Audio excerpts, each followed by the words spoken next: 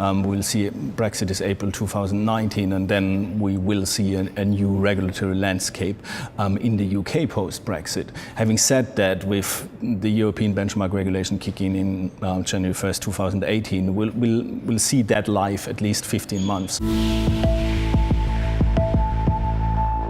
Welcome back to Bergenstock 2016. Joining me today is Tobias. Hello guys, good to be here. So Tobias, what are the new benchmark regulations? So far we've seen two pieces of benchmark regulation. One, which is not really a regulation per se, it's a framework, it's a IOSCO framework for benchmarks and indices, which came into effect a couple of years ago, which is basically a framework of 19 principles which govern administrators of indices and benchmarks, something which the whole industry picked up on and really implemented measures to really strengthen the way indices are calculated and administered. So we've done major investments on the back of these principles. We've strengthened the way the indices are calculated and the benchmarks are calculated from an operations and from an IT point of view. We improved the monitoring and surveillance, and last but not least, we improved the governance around all these benchmarks.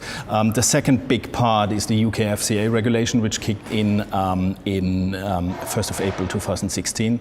So following the LIBOR scandal, the UK FCA decided to regulate LIBOR and 8 significant benchmarks. So we, as Thomson Reuters, administer 2 of them: WM Reuters, the widely known FX benchmarks, and the LBMA silver price. So that is a very strict regime. So we basically are fully FCA regulated for these 2 benchmarks.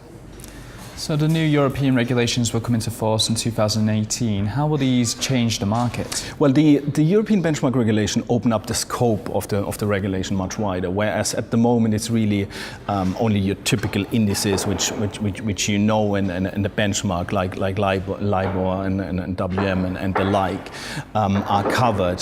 The European benchmark regulation, which as I said kicks in 1st of January 2018, will have much wider scope.